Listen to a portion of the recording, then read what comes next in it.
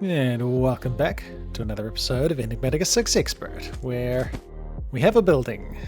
We have a kind of a building for our occultism, ritual, summoning, whatever this thing is. Now, apparently I am going to discover that I can't actually create this ritual, so that's going to be interesting to see why that is. And there are way too many mobs that spawn in this dimension, and it's very annoying. And now I'm marked.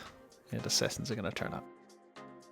But we're probably just about to pop over to the Undergarden to set up a blood magic area. I was just trying to have a peek to see why can't I run this ritual. I'm not sure. I've also forgotten... Well, I was trying to make the ritual anyway. Ah, the bee one. So apparently we might be stuck on this one, and yeah, okay, let's leave this dimension because these guys just constantly turn up, although they are a good way to repeat your tools. Keep getting these flowers, which I only seem to drop from assassins, so I'm assuming they are useful for something, but yeah, this dimension sucks. I would never live at this dimension. There are just mobs everywhere. Had to break part of this because I kept spawning inside the blocks, which was a little bit annoying. Yeah, I don't really know if there's a way around that. I mean, we could just use waystones, but it kind of defeats the purpose of having our portals set up. So let's not go through that. I'm going to come over to our blood altar, where, yes, there are creatures. There are creatures. But I'm going to move this. We're going to shift this to another area, maybe closer to the port, so we don't have to use experience to keep coming here. Not that experience is too hard to get. I'm going to set up a better spawning, mob spawning down onto the altar, so we can get some more LP production. Because this is all right, but it's not super fast. Yeah, we might even be getting to the point where we can use vector plates. Another stone. We need the apprentice blood orb, which requires a tier 2 altar. Okay, so once we get the tier 2 altar, we'll look at that. It could be cool to check out some of this meet your fight stuff, but we might put the otherworldly bee on hold for now, unless we suddenly discover we need a bunch of that other stone stuff. Yeah, time to move this guy and set up something that doesn't look like that, because yeah. And a blood altar set up. So this should be all we really need. I've got a bunch of pretty pipe stuff, so I can try and set up the automation for, inserting a whatever it is we used to make blank slates, which was this other stone thing. We can stand here. I probably want to try and get some more spawners. If we come up here, we've got like enough room to get around the spawning area. Yeah. This is all like half slabbed up so that mobs don't spawn back here, because this is all dark, but yeah, because it's half slabbed, nothing spawns. So that's pretty sweet. This will be enough. We'll chuck a few more spawners in there to keep things going. I probably want to block that off. Yeah, we could come along and break this all open so we can see in there. Yeah, maybe we half slab all of the roof up as well, or just this bit in here, just so mobs definitely don't like half spawn on the wall. But this will work. We can come up and switch things off pretty easy. Maybe I'll set up an elevator. Probably wouldn't be a bad idea. Might actually be a lot better than this warp ladder, although I don't know if we can stop mobs spawning with the elevator is. I don't know if they're a spawnable block or not. So, what I really want to do now, we can kind of bulk craft all of this stuff. Other stone, we just make a bunch of arcane stone. Yeah. So we can bulk craft like a whole butt ton of these. And then having this automated, it would be really good. We're going to stand here and grind out a bunch of blood magic stuff. Because I'd like to upgrade the altar to tier 2. And I've kind of put the blocks around where the runes go. This is where runes go, and then like, I think stone bricks and glowstone go on this one, and then you've got like the, I think it's stone bricks and then the blood bricks, or blood slabs, blood slates, and then the beacons eventually go here. So that'd be kind of cool. So if you want an explanation on how to set up the Pretty Pipes automation, look in your blank slate quest, just in the blood magic section. I could explain it, but that probably does it better, so I'll just quickly set that up. I'm thinking maybe a chest here. Just need to make sure we have enough room for pipes, because we want something like extraction module on that pipe, and our other module, our stack limiter module. Like if we put that in there, what does that let us do? Maximum item amount. We can have one. And then it just does one at a time, which is probably handier. You don't get in a situation where you've got like 64 things in there, and then you run out of LP, and then you have to end up coming in here and manually removing them. I think that would be better. So this should actually be pretty simple. I wasn't even going to show it, but yeah. And then we have an extraction module here, but we restrict the items that can come out, so we restrict it to blood slates. And that should be pretty cool. So I'm going to go craft a bunch of these other stone slates. We've probably got a few, I just don't think I have them on me. And yeah, get some blank runes. Which means we're probably going to want to get some source generation going. And some automatic crop harvesting. Yeah, we need to do some things to keep this stuff running so we can get a whole bunch of blank runes. And we're almost immediately stuck by our lack of source generation. So I'm just quickly knocking off our source gems. And does that count? These ones don't count. Can we convert these to the other ones? No? What do we need for this? Oh, I need a source jar. I just looked at the icon. Okay, cool. So I've set up the recipes. However, kind of stuck.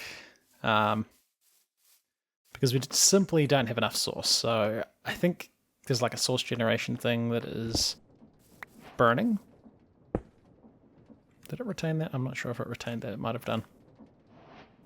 So that gets us a world ship sextant. I don't know what that does. We'll hold off claiming that. A crystallizer. Oh, you can make these things. That's kind of neat. I think I'll just mine them for now, though. Sweet, this is the one that burns blazing archwood. That's probably the one I want to go for. From animal breeding and mob death. This could be handy near our mob dropper. But then I'd have to move stuff. What were our other options? Mycelial. Oh, this just does food. Okay, this might be the go then. Sprouting fungus. Just mushrooms and phytogrow. Huh. Yeah, alright, I'll make a mycelial one and we'll just drop a bunch of food nearby. And we got some sprouting fungus. Actually needed one of these. What if these like grow mushrooms or something? And then once we finish off crafting the last of these, and that isn't quite...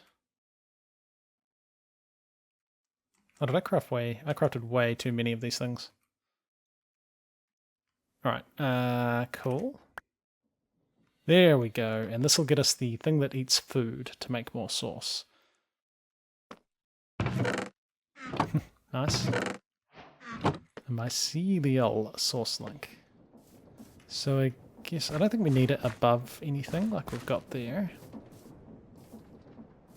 Might be kind of cool to put them there, because then when we harvest potato,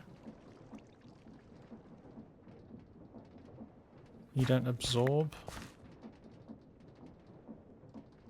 I thought you absorbed food. Mycelial sauce link.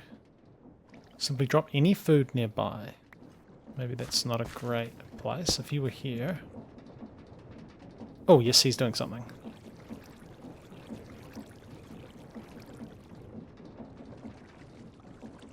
Does not appear to be filling our sauce jars.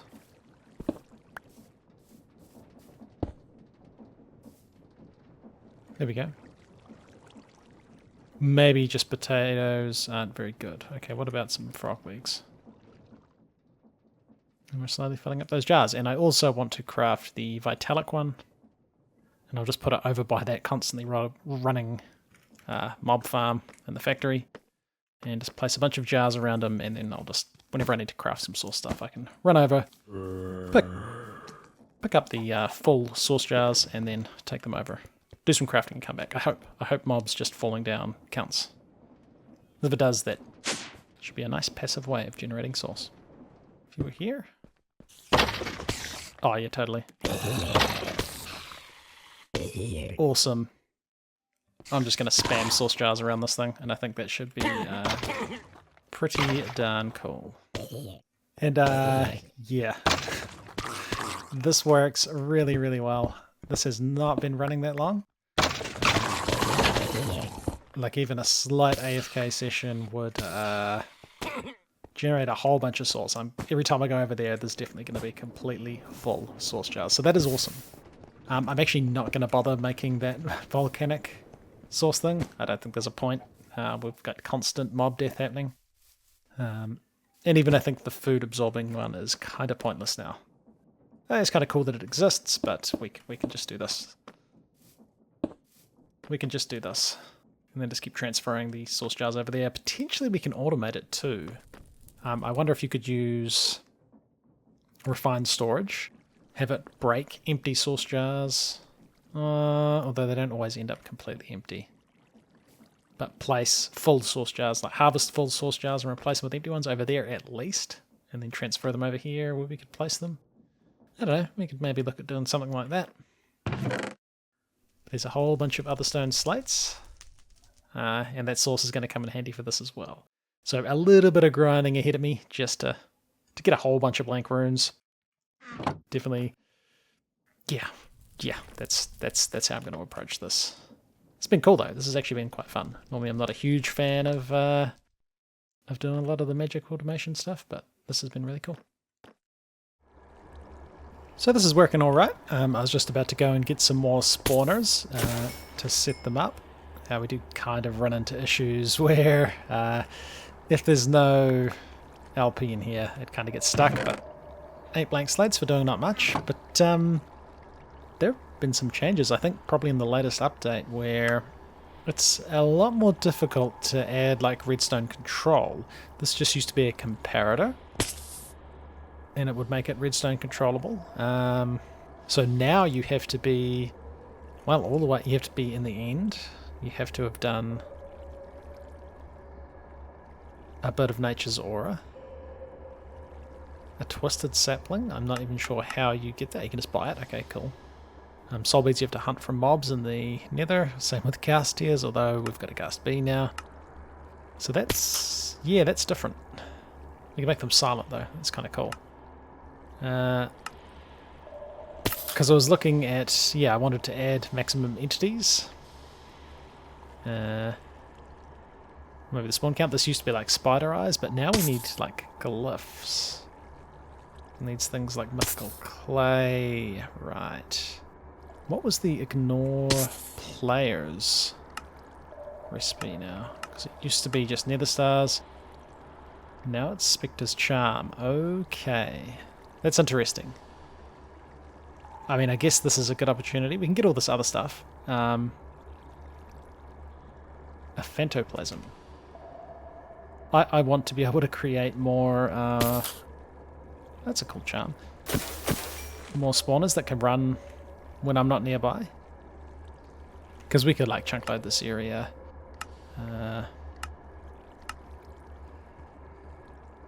Because I tried to build this as much in a chunk as I could, and then like we'll come back and there'll be a bunch of mobs. Huh. Yeah, so let's go fight a bell ringer. We need a haunted bell, which requires an item relic. Okay, which we should have some of them. Fluorite, a bell, which we can trade for. Yeah, I might have to get an armorer just to get bells. And let's fight one of these guys. Cool. So, 3 bells, 9 of them, 3 of them, 3 of them. This should be enough for 3. 3 haunted bells. And I'm interested to see what quest that's part of. Fossil bait. Okay, there we go. Cool. Bit more of a challenge. Okay. Well, let's see how tough these guys are. Okay, a haunted bell in an abandoned village is probably going to be pretty cool. I've got my sword. I've got saturation. We've got like leech on our sword, so unless this guy does a whole heap of damage, we should be okay. If he does, this is concerningly close to my base. Oh, there we go.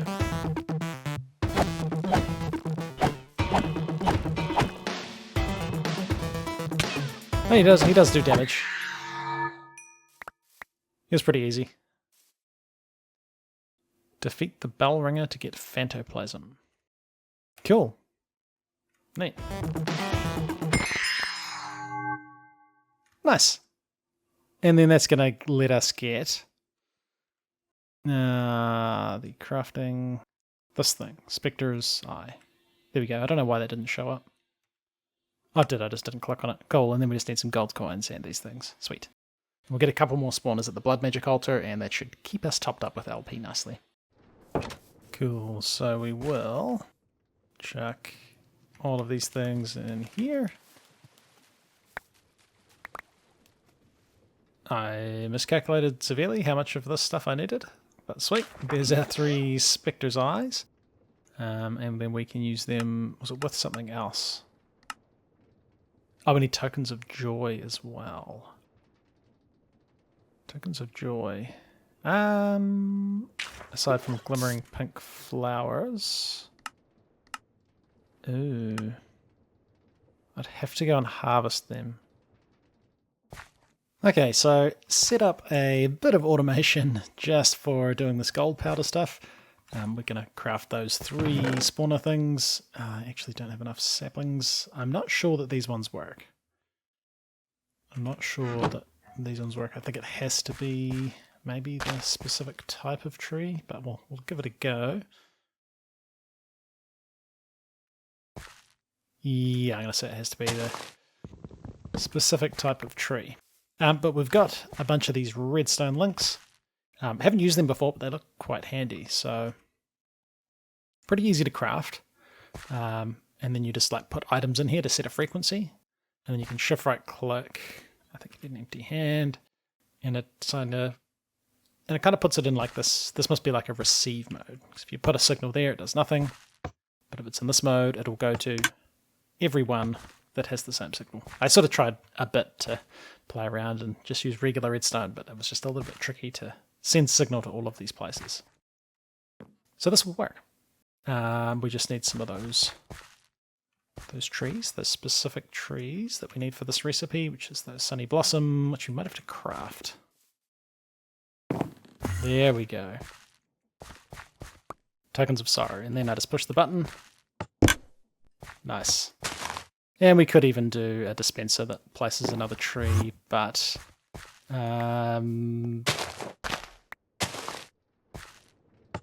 if we did that, there's always the chance that the tree might grow when you don't have the recipe there, and then you have to break the tree anyway. Which, yeah, probably not a big deal, actually, thinking about it. Because we're always going to want more of these saplings, and I should have one of these trees growing. Maybe 2 of them. Just in case I need more of those saplings. So, there we go. Yep, that works. I think I could probably... Oh, these don't stack. And this is the equivalent of nether stars.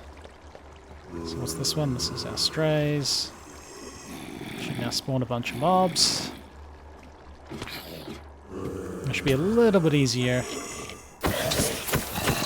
keep up with our blood magic ones. I might put wall on those spawners so they're not as noisy.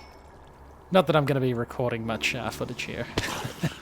This is definitely going to be a me sit here and grind out some blood magic. And once we get these blank runes, I'm assuming we can then... Right, we'll be getting into Britannia to be able to increase how efficient our altar is. Alright. And we're away, crafting our blank slates. This guy makes mushroom areas occasionally, which is interesting. So, yep, mushrooms being generated is a thing. I might actually move him further down so he's not going to completely take over the area. But I also spread some mycelium just in case we need it for something. Whoops, don't want to do that. But yeah, we got plenty of full source jars, all of them beside our mob drop shoot thing. We're full, so that's pretty cool. It's going to make crafting things pretty easy. I've already got 10. Wait, does this craft multiple? Oh, I crafted twice as many as I needed. There. Whole bunch of blank runes. Possibly some quest rewards. We just got some speed runes and some rune of sacrifice. And this is a dagger of sacrifice. That is extremely handy. Because that's a little bit involved. I'm not sure how difficult it would actually be to make that. Oh. We're going to be doing a lot of Britannia automation. But cool. This is actually going to make our blood altar pretty neat. Let's do runes of sacrifice to increase how much life essence we get. And a couple of speed runes. I don't have enough. Sweet. This is now a tier 2 altar. I don't think we can